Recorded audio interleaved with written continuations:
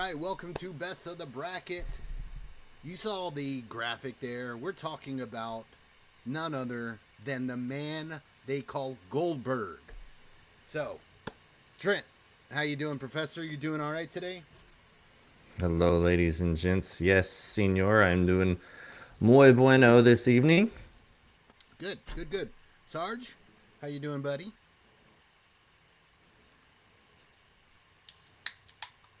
Uh-oh, are we lagging here?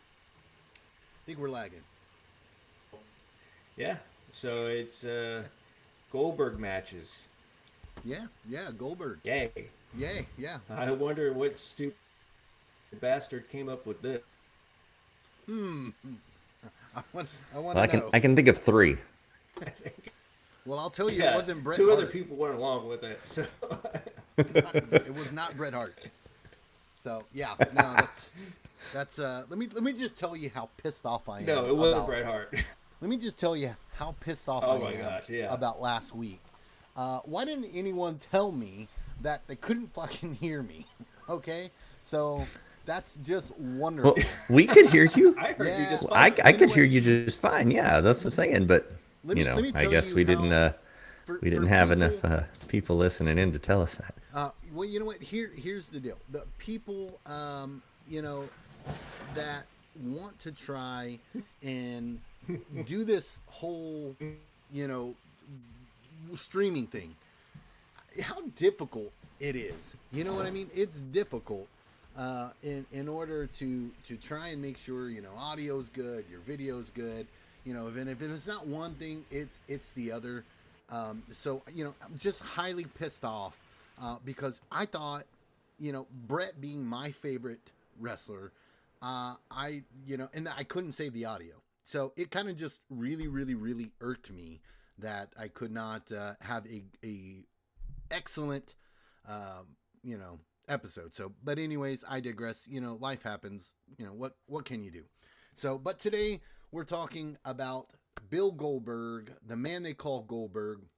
So, if you guys are ready, I am ready to talk about Yep. Bill Goldberg, and we're just gonna go right down the list here, and we're gonna start off with Bill Goldberg versus Hollywood Hogan, WCW Monday Night Nitro. This was in the Georgia Dome. This, let me tell you, the crowd for a Monday They night were hot. event. Oh, dude, they were hot. There was a lot of people. There was over 30,000 people there. It was a crazy time in wrestling. And this was a point where Goldberg was he was on fire. He was undefeated. And so um, you know my thing is with the Goldberg undefeated thing. I've got my issues with that.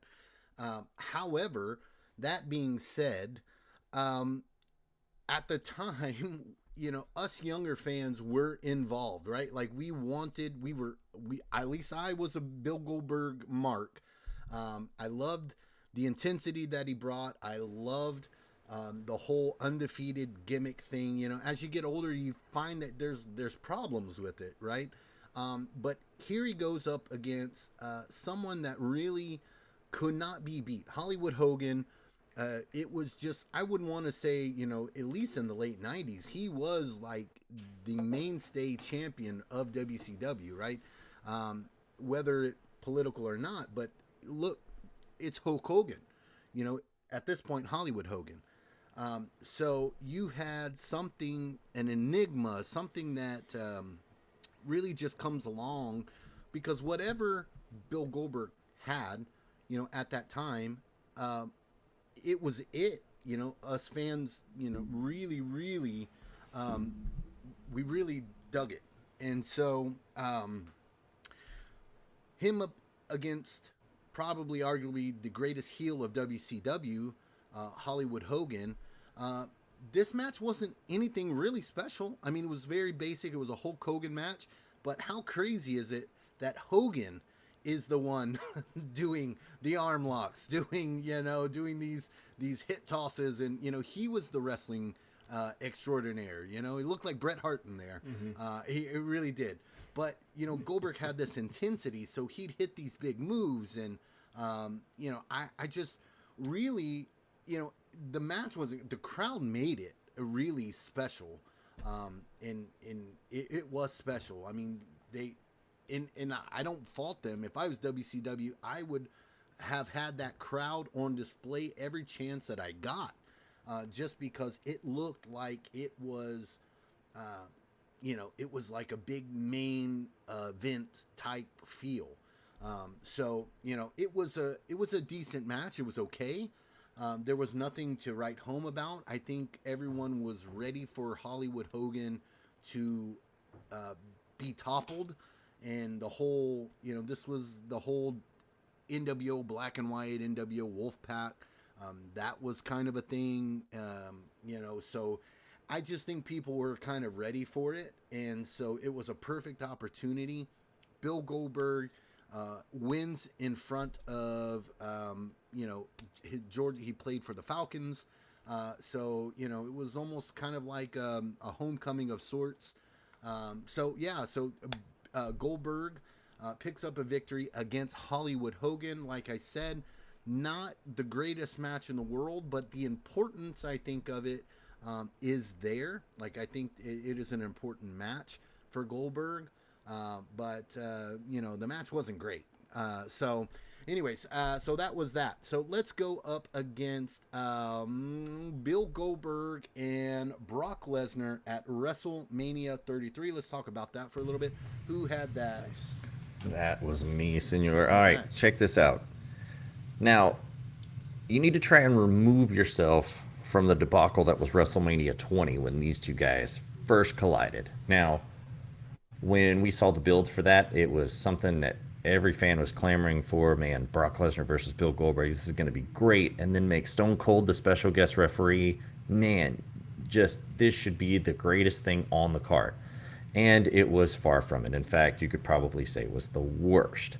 Now, having that stank that these two had from that match, I feel is notable to mention, because going into this match, that was what was on everyone's mind. Remember when the last two these guys faced each other at WrestleMania? Remember what happened last time? Remember how bad it was? So they had their backs against the wall. Now, you have the build for this particular match goes back to Survivor Series just a few months prior, where Goldberg really only gets put in a match against Lesnar because he was a special downloadable character for the 2K video game that year. And they were really kind of placating off the success of that and the hype off of Goldberg being the character. So, hey, we're going to put him in there with Brock. And they made it the main event of Survivor Series. And it was something that was just, I'm not sure what we're going to see. But what ended up happening was Goldberg beat Brock Lesnar in 86 seconds. 1 minute, 26 seconds, and it was the talk of the wrestling world and how fast Brock Lesnar got beat by Goldberg. And we didn't see Brock for a little while after that. But building off of that momentum, Goldberg gets a Universal title match, wins that at Fastlane, and we get the rematch at WrestleMania for the Universal title between Brock and Goldberg as soon as the bell rings. It was two heavyweights throwing every atom bomb blow that they had. Let's see, kicks off. I mean, Brock hit 3 German suplexes right out of the gate. Then there's 2 spears. Brock spills out to the outside. Goldberg follows him and just charges from the outside and spears him through that barricade right there where the timekeeper sits. And Goldberg gets Brock back in the ring, spears him one more time, picks him up for a jackhammer. Brock counters that and goes into the F5. Goldberg counters that and then hits the spear, hits a jackhammer, and Brock kicks out. And the crowd is just like, it was kind of strange because the crowd really wanted Brock to win this match, because when he kicked out of that jackhammer, they were elated that he kicked out. Like we want to see Brock win. Goldberg didn't get the greatest ovation going into this match for some reason, but after the kick out, Goldberg goes for a spear again, and Brock does a leapfrog, and not just a leapfrog. This 300-pound dude jumps up in the air and like does a toe touch, and Goldberg goes underneath him. After that, once that leapfrog happens, Brock Lesnar proceeds to give 7 consecutive German suplexes. He took Goldberg on a first-class, one-way ride to Suplex City. And after the 7th German suplex in that sequence, the 10th total of the match connects with an F5 to win the match. This all happens within the span of 4 minutes and 45 seconds. It was possibly the most exciting match on WrestleMania 33, and it was less than 5 minutes just because these two heavyweight behemoths were going at it, toe to toe, blow for blow. So that's basically the match. But I mean, these fans were really happy that they were able to avenge their WrestleMania 20 travesty with this just guns blazing match that they had at WrestleMania 33.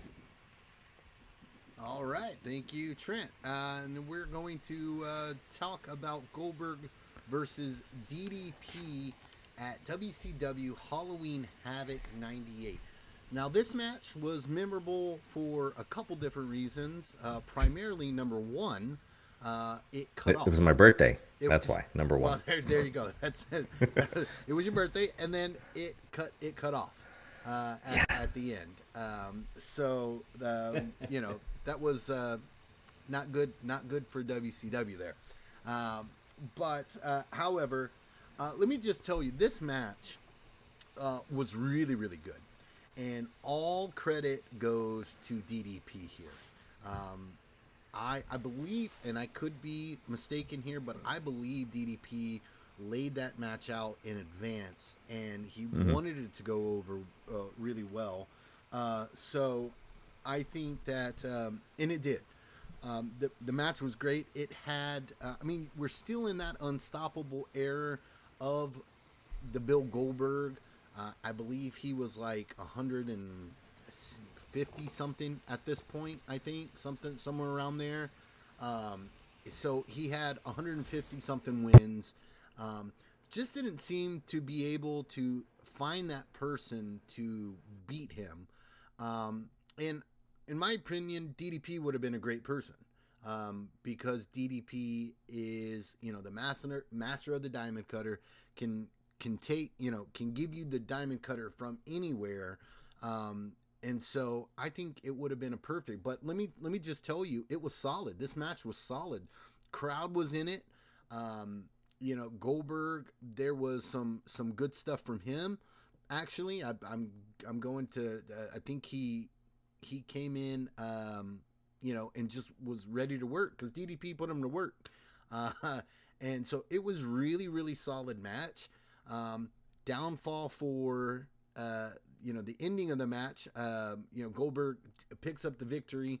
DDP does not dethrone Bill Goldberg, but it cuts out. And so the next night, WCW wanted to make things right. So they gave away their pay-per-view for free. Now, here we go. Let me just spit off the top of my head. What could they have done to make it right? I don't know.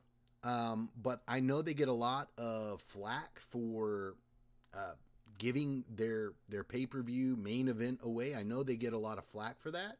But you've got to think, what if you were in their boat and you pissed off a lot of your fan base? So, I mean, practically everybody that bought that pay-per-view, probably for that main event. Now, were there people that wanted to see, you know, whatever else was on that card?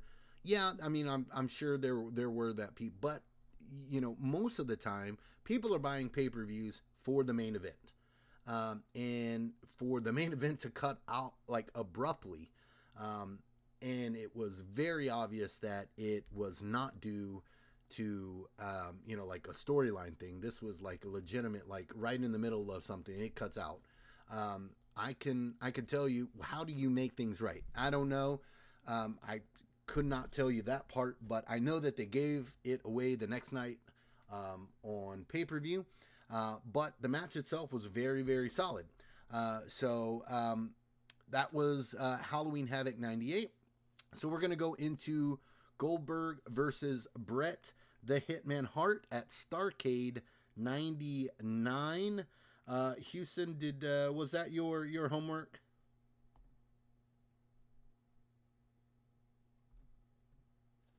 Yes. That was All me. right, there we go. So here we go. Buck up, buckaroos. We're about to take a ride. All right. So 1999. We're about to go in year 2000. Uh, this is at the height of Goldberg's kind of redemption. Bret Hart, is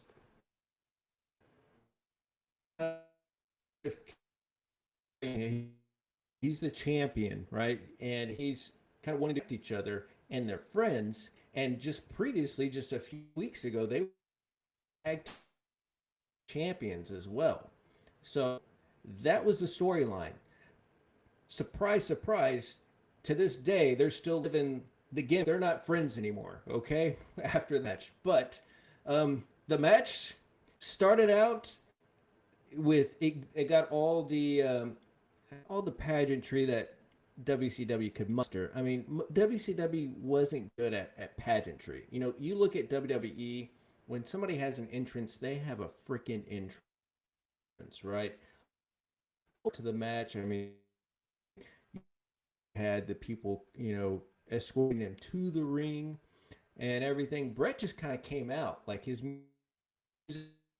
buffer there, given the announcement, which does get you hyped up for the match. And altogether, this lasted 19 minutes from Bret Hart coming out to the very end. But it started off as two guys kind of feeling each other out. Bret Hart showed his more technical prowess because he immediately and then he kind of did a headlock takeover and kind of showed like, I can still take you, and how strong you are, I can still take you down. And Goldberg answered with an immediate power slam, like just went in. You had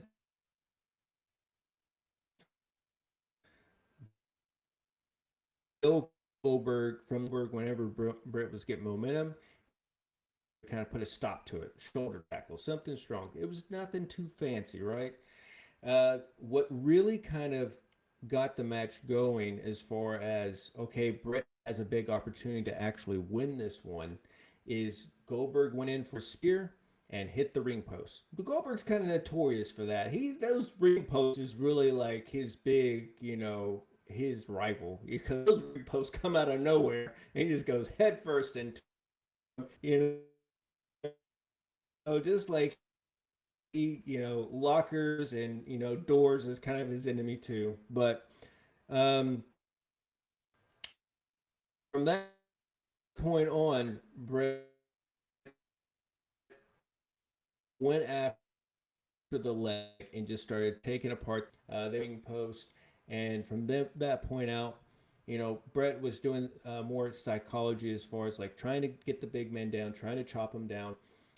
There was a couple points where Bret Hart went for a sharpshooter, and Goldberg almost immediately powered out of it, just kind of threw him off of him, just using his leg strength. So it was kind of showing that Bill Goldberg's so powerful, Bret Hart's going to have to chop this tree a little bit more. He's not just going to be able to slap the sharpshooter on, and that's it. So after a little bit more feeling out, and then a little bit more beaten up around outside the ring, it really came down to, towards the end, got a couple spears off on Bret. But at the very end, the ref took a bump. Now, this probably should have prefaced this was a no disqualification on the outside of the ring.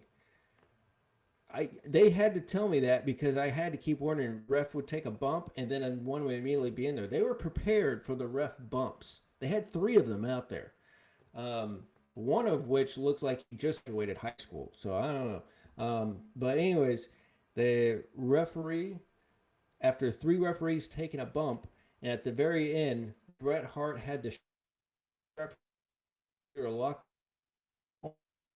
on to came out at the very end and just kind of rang the bell and said, kind of like the Montreal Screwjob said, the match is over. Bret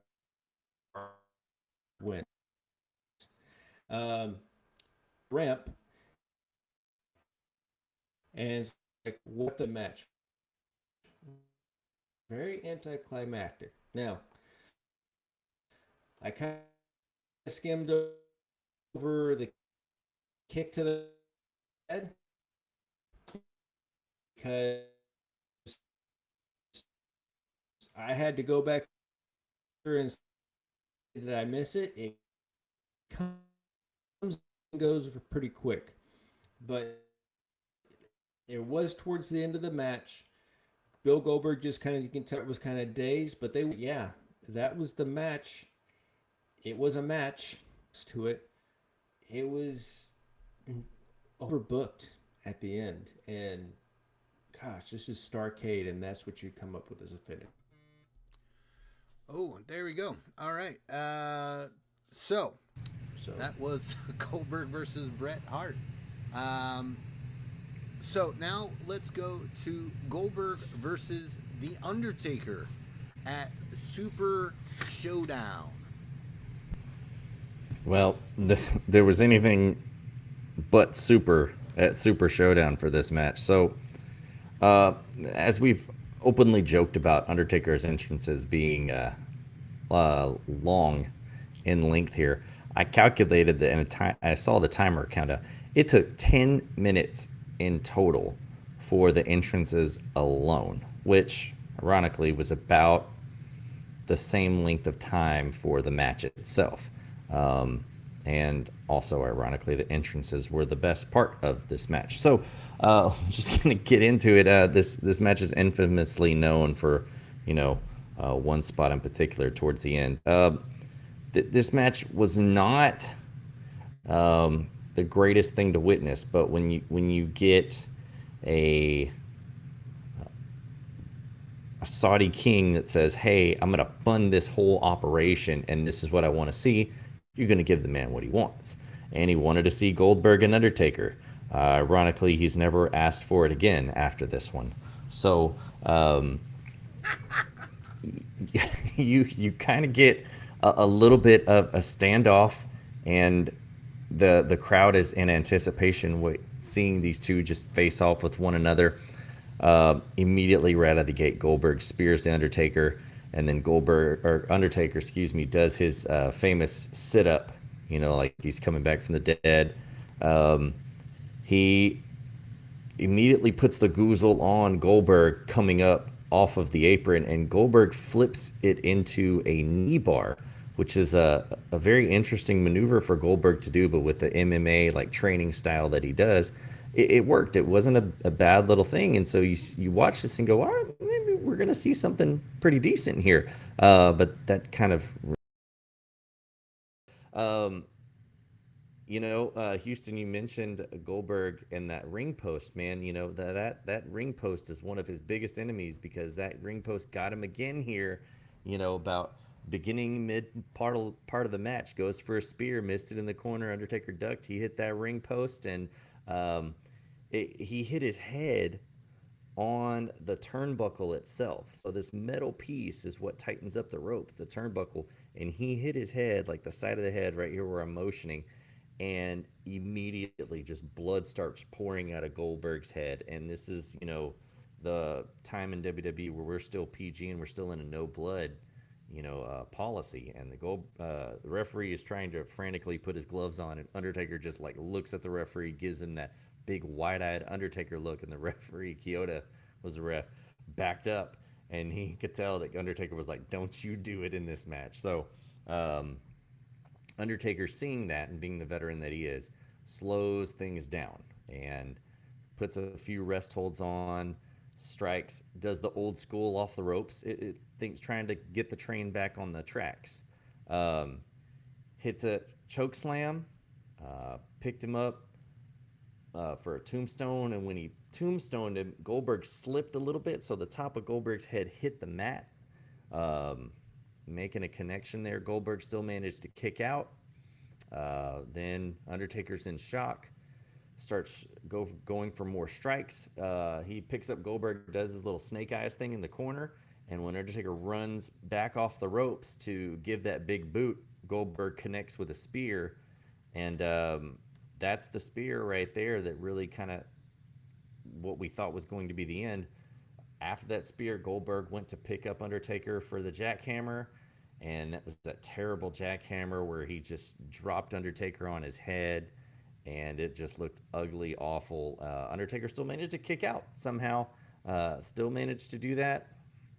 Goldberg looked like he was going to give the Undertaker a tombstone, which would have been ironic, but that was just an awful thing. Like, he slipped, he dropped Undertaker.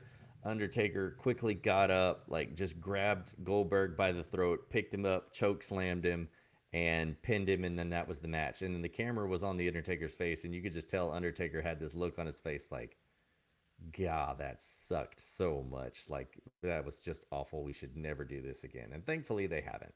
So that was the Super Showdown match. All right. So now we're going to go to Goldberg versus Triple H at Unforgiven 2003. So let me just preface by saying that I think Triple H is in a category kind of like a Bret Hart in terms of, he's not going to have a bad match, or at least he's going to do his best not to have a bad match.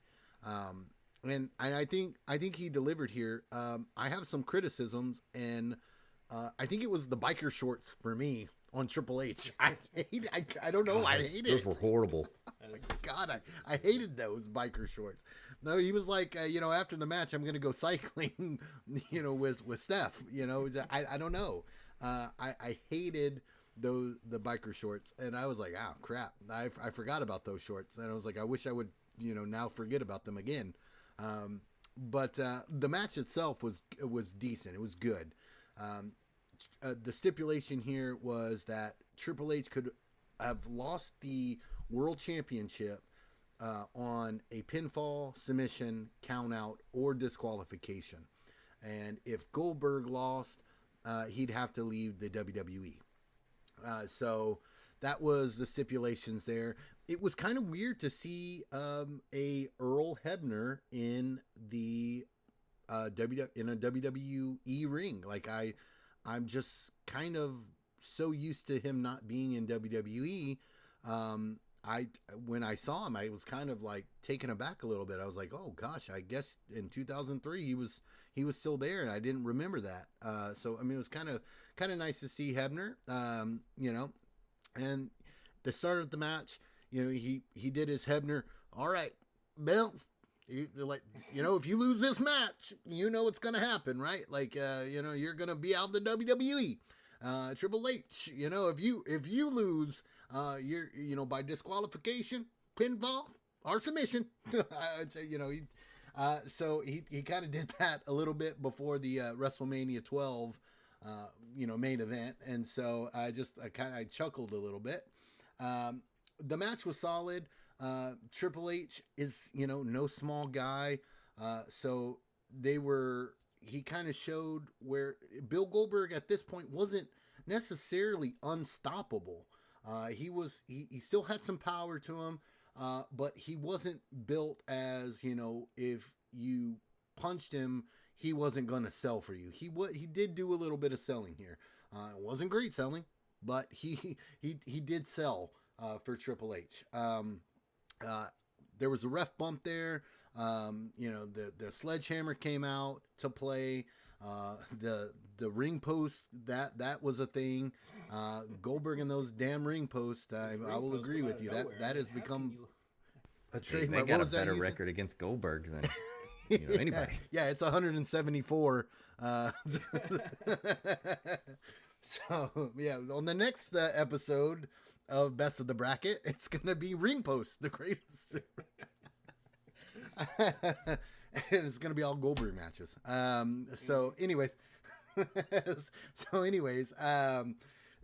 Ultimately, Bill Goldberg picks up the victory up against Triple H. He does a nasty, when I tell you he ran into that ring post, I mean it was pretty vicious. He was able to jackhammer him, get the 1, 2, 3. He is your new world champion. That was that match. It was solid. It was a good match. But like I said, I think Triple H really he puts himself in that Bret Hart category. I don't think he's going to have a bad match, or he's going to at least try not to have a bad match. But he was able to pull something together with Bill Goldberg. So, I think it was decent. But we are going to go now to Goldberg versus the Rock. Excuse me, sorry, the Backlash. I was trying to read and do things that two different things that. Versus Burt. All right, so let's talk about the Rock Backlash 03 against Bill Goldberg. So, fun fact: this is Bill Goldberg's first match in the WWE, and it was the main event for Backlash. So this is heel Rock, Hollywood Rock, which in my opinion, and I'll fight people over this, that is the best version of Rock. It is peak because he sells for people. He gets stuff over. He can make you look like $1,000,000. He does the chicken shit heel stuff, which I love. So this is the Rock. And remember, Goldberg made his comeback during a Rock concert. He did the whole walking out, and the crowd went wild and everything else like that. And we're getting the Rock versus Bill Goldberg. And so the psychology of this match is, I think, great, which is kind of due to the Rock. He is definitely not due to Goldberg.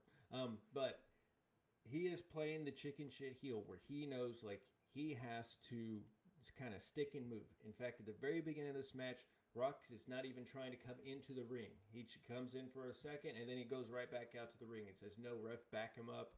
Give me all the time in the world. I want to kind of feel this out." He's kind of placating to the crowd. Some people are cheering for the Rock, so he's like, "Yeah, I'm going to win." Eventually, hold on, let me go over here. This is a better angle to come in the ring. I don't like this angle. Let's come in over here. So he's really placating that. They go in for a couple of lockups. Of course, Bill Goldberg just kind of powers out of it, and the Rock's like, "I'm going to go back outside for a little bit." So he keeps, doing the chicken shit heel thing and really playing up to that. I'm not scared of Bill Goldberg, but then he kind of gives you a look. No, he really is scared of Bill Goldberg. So they go to a couple of back and forths. It's very basic. They're trying to keep it. And at the very beginning, the Bill Goldberg busts out a rock bottom on the Rock and kind of goes for a pin, and Rock kicks out. So at first, kind of like false, kind of pinfall right there. And the crowd is kind of into it. Now, I will say this crowd is mostly for the Rock. I'm being kind of generous there when I say mostly and not completely. You have some Bill Goldberg chants, but you're getting more Rocky chants. And the commentary team is really trying to ignore that. They're saying stuff like, "Oh, I hear this crowd's really coming alive," and you hear them saying Goldberg sucks, So they are not on board with Bill Goldberg. But again, this match had some good psychology. The Rock really played up to this. He tried to put him in a sharpshooter, and of course, Bill Goldberg powers out of it. The Rock even got hit Goldberg with a spear, and then Goldberg kicked out. So you have them each using each other's finishing moves. But at the very end, once it really started to pick up, the beginning was very good. I feel like this match just didn't have a middle. Usually there's kind of like a crescendo. It was just kind of had a build, and then we went right to the finish. And then Bill Goldberg hits a couple of spears, and then he kind of builds up to getting a third spear off onto the Rock, hits him with a third spear, jackhammer, and pins the Rock 1, 2, 3, and Goldberg beats the Rock. And I tell you, the Rock sold for Goldberg. I mean, his facial expressions, that last spear that he hit, I thought the Rock was going to fly out of the ring. You know, kind of how he sells those stunners. He sold that spear. He sold everything, which makes a great heel, and again, the best version of Rock. But The Rock did everything he could to put Bill Goldberg over, but at the very end of the match, you still heard chants of Goldberg sucks. So, and then Lawler had a very good line, which I loved, which I'm going to use because I used to be, a big Goldberg fan myself. In fact, I used to be the president of the Goldberg Appreciation Club, but I had to resign out of loneliness. So, yeah, I like that line. So.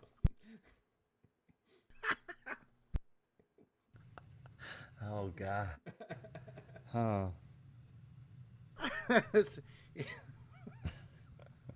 Lawler underappreciated, and I gotta say, give props to Coachman. He did a really good job trying to sell the psychology of this match too. So, I think it was a solid B match.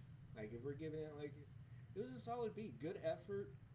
I mean, Rock is kind of clunky in the ring, so it was kind of like both are kind of clunky. But Rock knows psychology, and he knows how to put together a match, and he knows how to placate to a crowd.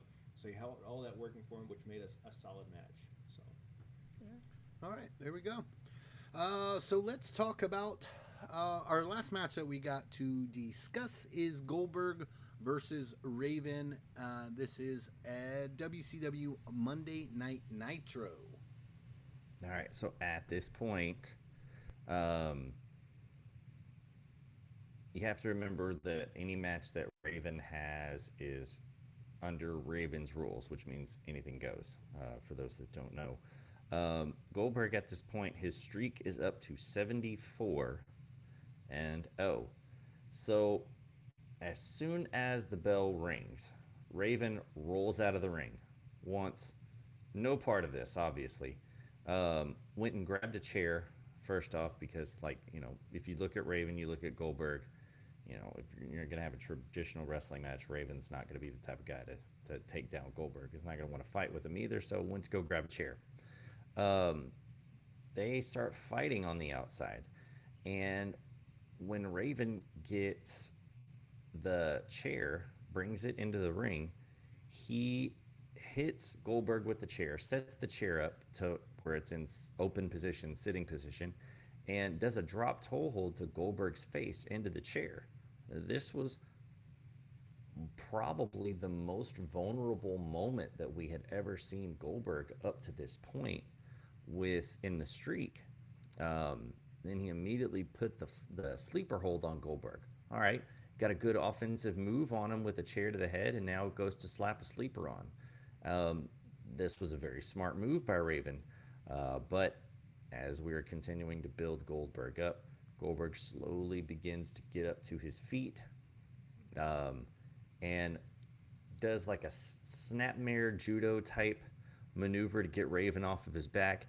At that point, Raven kind of retreats, just to give a little bit of space. Goldberg has him lined up, and once Raven turns around, Goldberg just slams him with the spear. Once that spear hits, the rest of the flock who are sitting ringside come into the ring and begin to attack Goldberg, but Goldberg is able to brush off every attack that each member of the flock hits.